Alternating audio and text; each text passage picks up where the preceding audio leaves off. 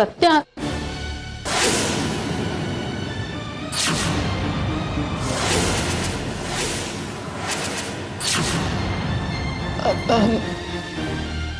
मावशी नाही म्हणजे ते असू देत. झोपलाय ना तो? नाही आम्ही ऍक्च्युली बोलत बसलो होतो ते मी जाते. प्रिया, मी सांगितलं ना असू दे म्हणून. नाही नको. पण मावशी प्रिया, सत्यजितला माझ्यापेक्षा जास्त तुझी गरज आहे. पण मी इथे राहिले तर म्हणजे तसं बरं नाही दिसत. लोकांना जर कळलं तर. लोकांची चिंता करायचं काही कारण नाहीये. मी सांगतेय ना, थांब तू. काळजी घे माझ्या सत्यजितची.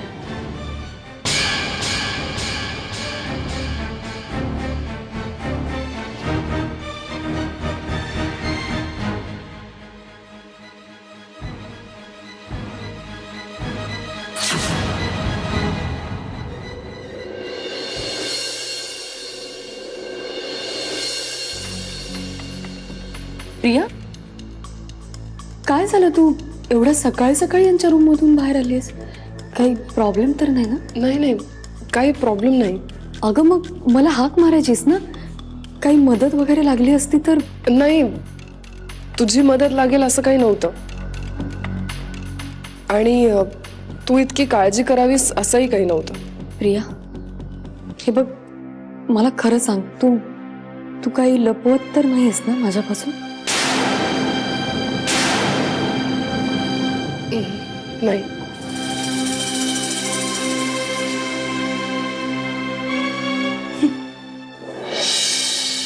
काय झालं? नाही कुठे काय नाही, हसायला काय झालं? नाही काय नाही. हे पूजेचं ताट वगैरे घेऊन कुठे निघाला तो तुम्ही? ते हे चेन्नईला चालले आहेत ना म्हणून. पण ते असो, तुझ्या हसण्याचं कारण हे नक्कीच नाहीये. नाही पण जाऊ दे ना, कशाला. काय झालंय नेत्रा? तुमच्यावर हसत होते मी. पण कारण काय आहे? कारण हे की तुमच्या या वागण्याला भोळेपणा म्हणावं की मूर्खपणा तेच कळत नाहीये मला. नेत्रा, जरा स्पष्ट बोललीस तर बरं होईल. ही प्रिया आत्ता जे काही सांगून गेली तुम्हाला ते खरं वाटलं? विश्वास ठेवलात त्याच्यावर? म्हणजे? अहो वहिनी, जगाची दुपार होते तेव्हा जिची सकाळ होते, ती मुलगी एवढ्या सकाळी सकाळी सत्यजित दादांच्या रूम मध्ये काय करत असेल? नाही म्हणजे सकाळीच गेली होती ना नक्की, का रात्रीच?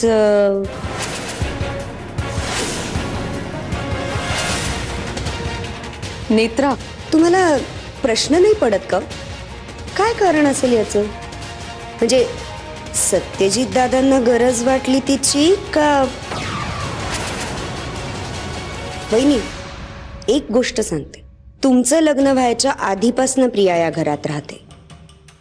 हे घर तुमच्यापेक्षा जास्ती तिच्यावर विश्वास ठेवतं. बघा, विचार करा मी काय काय सांगतेय त्याचा.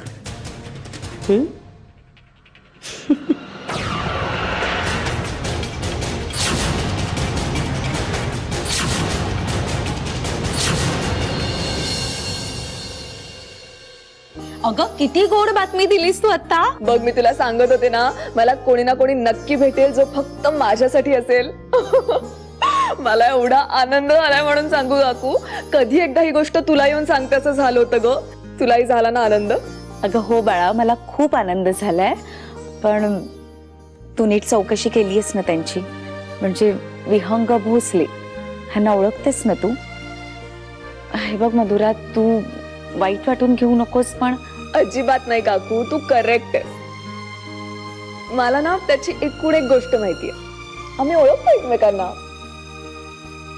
खूप जवळून. आणि सगळ्यात महत्वाची गोष्ट म्हणजे तो जिजूंचा सगळ्यात जवळचा मित्र आहे. सत्यजितराव? सत्यजितरावांचा मित्र म्हणजे तुम्हा दोघांच्या वयात खूप अंतर असेल ना? हो, आहे तो माझ्यापेक्षा मोठा. म्हणजे 7 वर्षाचं अंतर आहे ग आमच्या. पण काकू तूच सांग, प्रेम महत्वाचं नाही का?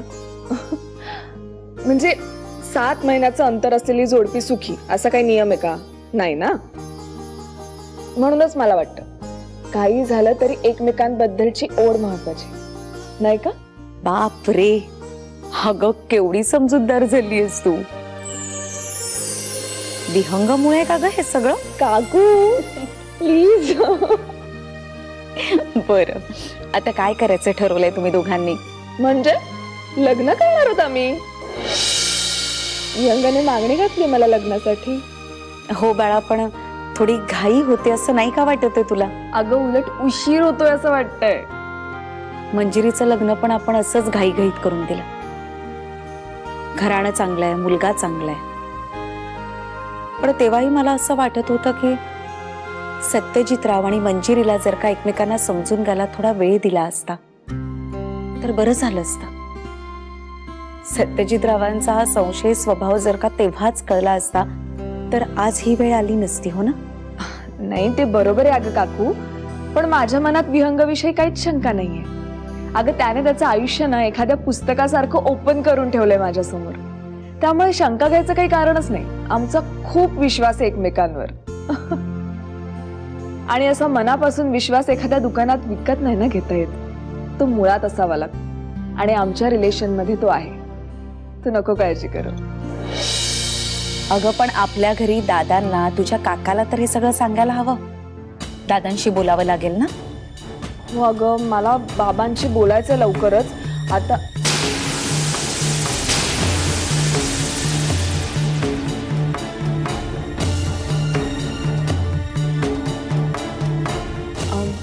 बाबा मला तुमच्याशी थोडंसं बोलायचं. काय सांगायची गरज नाहीये, ऐकलं मी सगळं. बाबा विहंग आणि मी लग्न. संध्याकाळी बोलू, संध्याकाळी बोलू.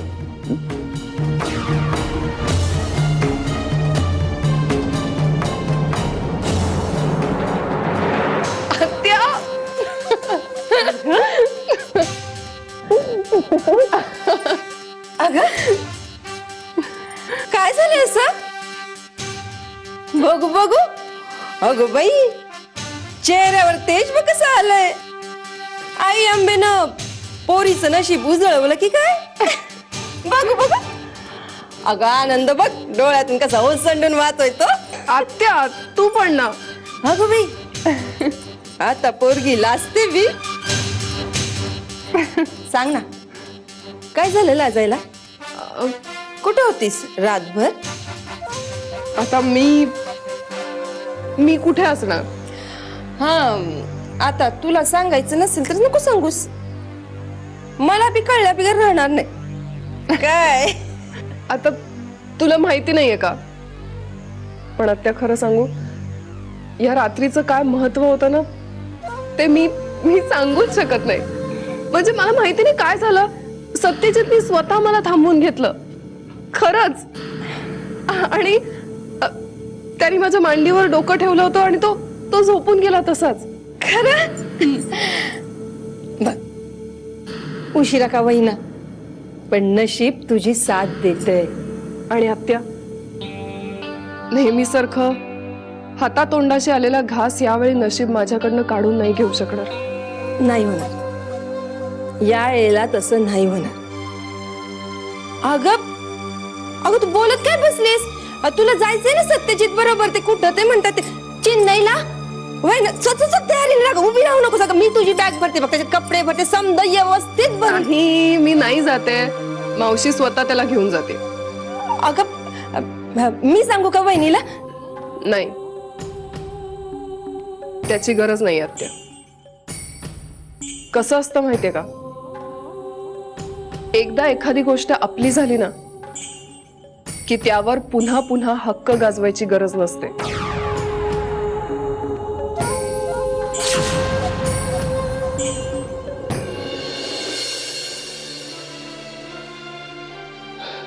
ठीक आहे.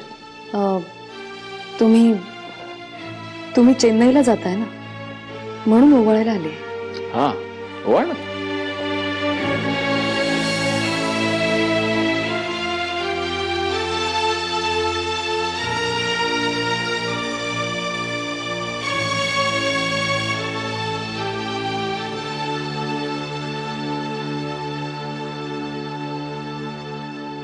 आता आता बरे होऊनच या. त्यासाठीच चाललोय मी. बरा होऊनच परत येणार आहे मी तुझ्यासाठी. माहितीये मला, माझ्यावर सूड उगवायचा म्हणून चाललात ना.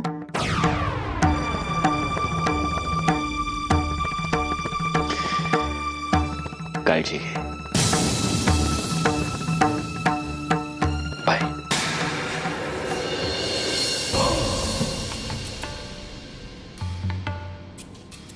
क्या हा साहेब. गेला का मुधोळकर चेन्नईला इलाज करायला? होय, पण साहेब तो बरा होऊन आला आणि आपल्या पायावर उभा राहिला म्हणजे आपलं लईच अवघड होणार आहे. उलट मजा येणार खेळायला, एन्जॉयमेंट. अहो पण साहेब सत्यजित मुधोळकर. तुला माहित नाही विखे आपल्याला काय सापडलंय खजिना. हे कागदपत्र म्हणजे बॉम्ब आहे, बॉम्ब. तो बॉम्ब आपण फोडला ना, धडाम. पण साहेब तो इथं ऑफिसमध्ये आला तर म्हणजे मला काय म्हणायचं आहे, त्याच्यापेक्षा आपण तिकडं चेन्नईतच त्याचं काम तमाम. तुझी श्रद्धा नाही विखे तांबडे बाबा. अरे मुधोळकर दोस्त आहे आपला, तो बरा व्हायला पाहिजे. He is friend, philosopher, guide. Mudholkar बरा व्हायला पाहिजे. मग मी परत त्याला लाथ घालणार, परत पाडणार. तू बघ विखे, चेन्नईहून आला की तांबडे बाबांनी त्याच्यासाठी काय वाढून ठेवलेलं आहे. एकदम बरोबर व्हायला पाहिजे. ठणठणीत ठीक. आपण काय नाही करायचं. आणि शेवटी चांगुलपणा काय गोष्ट आहे का नाही. जखमी व्हावे, रक्तही सांडावे, तरी इलाजे बरे व्हावे, होळकर म्हणे. म्हणजे आम्ही, दादा होळकर. बरोबर आहे साहेब. वहिनी मला माहिती तुम्ही कशासाठी फोन केलात ते. भाऊजी, मला कळलं की तुमच्यात आणि यांच्यात वाद झालेत. पण एवढ्या वर्षांचं हे रिलेशन आहे, असं एका दिवसात नका ना तोडू. वहिनी रिलेशन मी तोडलेलंच नाहीये आणि नात्याची किंमत माझ्यापेक्षा जास्त कुणाला कळणार. हो, मला माहिती आहे. पण मी काय म्हणते, तुम्ही यांच्याशी पुन्हा एकदा बोलून. नाही वहिनी, खरं तर यावेळी मी बोलायचा प्रश्नच येत नाही. आणि समजा मी सगळं विसरून पुन्हा सत्यजितकडे गेलो तर सत्यजित माझं ऐकणार आहे? नाही, मी बोलते ना त्यांच्याशी. पण प्लीज तुम्ही. वहिनी मलाही काही स्वाभिमान आहे की नाही. सत्यजितला त्याची चूक जेव्हा कळेल तेव्हा तो माझ्याकडे येईल, मग मी बोलेन त्याच्याशी. भाऊजी, तुम्ही सुद्धा जर असे अडून राहिलात ना तर हा प्रश्न कधीच नाही सुटणार. वहिनी तुम्ही मला का समजावण्याचा प्रयत्न करताय. माझ्या आयुष्यातली सर्वात महत्वाची गोष्ट माझं लग्न. तेच लग्न हा सत्यजित मोडाला निघालाय. मला कळतंय, पण मी माफी मागते. तुमची चूक झाली आहे त्यांच्याकडून. प्लीज तुम्ही मोठ्या मनानं त्यांना माफ करा आणि पुन्हा या सगळ्या. वहिनी तुम्ही आता हे बोलताय, पण काही गोष्टी तुम्हालाही माहित नाहीयेत. अहो कळायला लागल्यापासून त्याची सावली बनून फिरतोय मी. म्हणूनच सांगतेय मी भाऊजी, खूप खूप एकटे पडतील होते. तुमच्याशिवाय जीवाभावाचा दुसरा कुठलाच मित्र नाहीये त्यांचा. तुम्ही पण निघून गेलात तर खूप खचून जातील ते. वहिनी एकदा निर्णय घेतला म्हणजे घेतला. सत्यजितचं आणि माझं नातं संपलं जरी असलं तरी तुम्ही कायम माझ्यासाठी वहिनीच राहाल. पण प्लीज तुम्हाला एक रिक्वेस्ट आहे, माझं आणि सत्यजितचं नातं पुन्हा जोडायचा प्रयत्न करू नका. भाऊजी प्लीज, तुम्ही असं का बोलताय. वहिनी हे बोलताना मला खरं तर किती त्रास होतो हे मी नाही सांगू शकत. पण हे बघा, त्यांची मनस्थिती ठीक नाहीये सध्या. ते काय बोलतात, काय करतात त्यांचं त्यांना सुद्धा नाही कळत हो. वहिनी उद्या समजा याच अवस्थेत मी जर असतो ना तरी सुद्धा मी सत्यजितच्या आयुष्यात विष कालवायचा प्रयत्न केला नसता. तेव्हा वहिनी या विषयावरती आपण नको बोलूया प्लीज. मी फोन ठेवतो.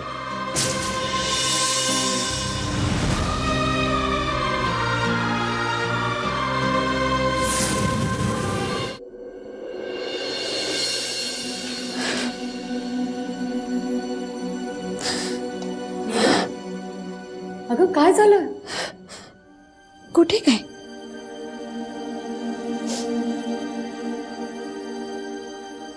मीरा, अगं काय झालंय? जाऊ द्या ना ताईसाहेब. हे बघ. अगं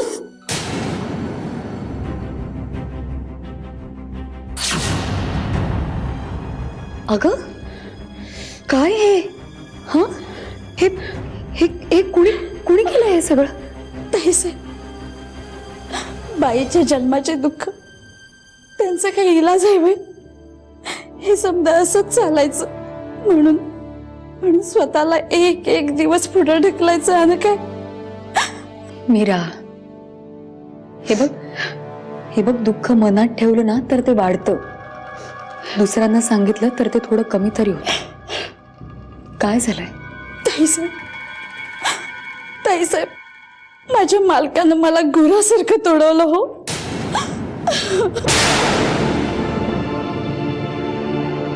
काय म्हणजे हे हे तुझ्या नवऱ्याने असं वागवत होतो तुला? ताईसाहेब, लोक मला येऊन काय काय सांगायची, पण मी तिकडे लक्षच नाही दिलं. नेहमी त्यांच्या बोलण्याकडे दुर्लक्षच केलं. लोक सांगायचे तुझ्या नवऱ्याचं बाहेर कुठे, पण ताईसाहेब, मी नेहमी माझ्या नवऱ्याचीच बाजू घेतली. तरी पण हे सगळं असं.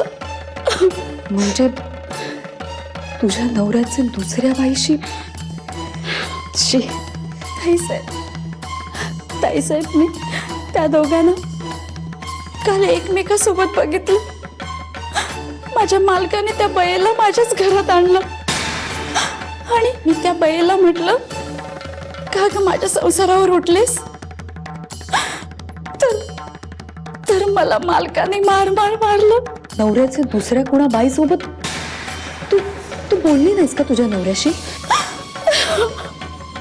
हे बघ मीरा, तो तुझा संसार आहे, तुझं घर आहे ते. त्यात दुसरी कुठलीच बाई नाही असू शकत. ती दुसरी बाई तुझा संसार असा टांगणीला कशी लावू शकते? तू हाताला धरून तिला बाहेर काढायला पाहिजे होतस. नाही, मालकासमोर असं नाही करू शकत. ते काही नाही, चल आपण आत्ताच्या आत्ता पोलिसांमध्ये कंप्लेंट करू. चल. नाही, मी असं केलं तर लोक माझ्या तोंडात शेण घालते. हो, आणि जेव्हा तुझा नवरा तुला मारत होता तेव्हा आले ते लोक तुला वाचवायला? नाही ना. हे बघ मीरा, कायद्याने कुठल्याही नवऱ्याला आपल्या बायकोवर हात उचलण्याचा अधिकार नाहीये. कसला कायदा ताईसाहेब? जेव्हा लग्न झालं तेव्हा आईने सांगितलं, नवरा हाच तुझा देव आहे आणि तो जसं सांगेल तसंच वागायचं, तसंच चालायचं. मग काय, त्या नवऱ्याचं ऐकायचं नाही व्हय? त्या देवाचं ऐकायचं नाही व्हय? सांगा ना. अगं पण उद्या जर तोच देव तुझा जीव मागत असेल तर तो देव कसला? हा ताईसाहेब, जोपर्यंत तुझा नवरा त्या दुसऱ्या बाईला सोडत नाही तोपर्यंत तू त्या घरात जायचं नाहीस, इथेच राहायचं. मी आउट हाऊस मध्ये सोय करते तुझ्या राहण्याची. पण ताईसाहेब, हे बघ, तू या घरात काम जरी करत असलीस ना तरी या घरातलीच एक समजलंय तुला सगळ्यांनी. अगं तू आजच्या दिवस आराम कर, घरातली सगळी कामं मी करीन. नको ताईसाहेब, मी करते. अगं राहू दे, मी सांगितलं ना तुला. जा, ऐक माझं, जा.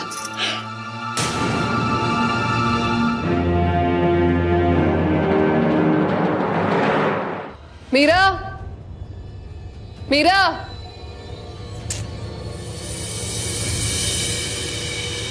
अगं काय झालंय? नाही, तू मीराला का हाक मारतेस? तिची तब्येत ठीक नाहीये जरा आज. काय ग, काय झालं तुला? चांगली धडधाकट तर आहे आणि काम करायची वेळ आली की आजारी आहे. जा, जाऊन झाडांना पाणी घाल. अगं प्रिया, तिची अवस्था तर बघ. हो, बघतेच आहे. काय झालंय? मग तिला बरं नाहीये, दिसत नाही तुला? मीरा आज काम नाही करणार आहे.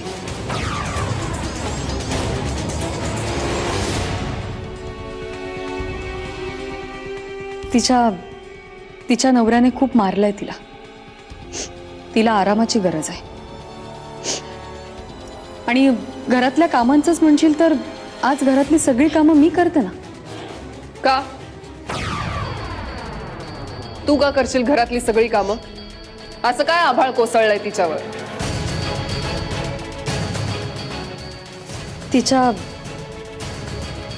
तिच्या नवऱ्याने दुसऱ्याच बाईला घरात आणून ठेवलंय अगं. आणि मीरा समोर त्या बाईला तो बायकोसारखं वागवतोय.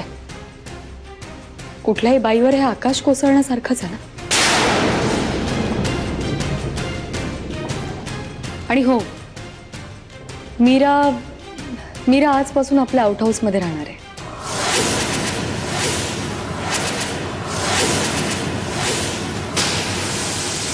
काय? कोणाला विचारून ठरवलंस तू हे? मुळात तुला हे नसते उपद्व्याप करायला सांगितलेत कोणी? तसंही या घरात नोकरांबाबतचे सगळे डिसिजन्स मी घेते. तू नको लक्ष घालू त्यात. प्रश्न लक्ष घालण्याचा नाहीच आहे प्रिया. मी हे सगळं माणुसकीच्या नात्याने केलंय. आणि दुसरी गोष्ट, या घराची मालकीण मंजिरी सत्यजित मुधोळकर या नात्याने मी हा डिसिजन घेतलाय. मीरा, जा आउट हाऊस मध्ये जाऊन आराम कर जा. मीरा, मंजिरी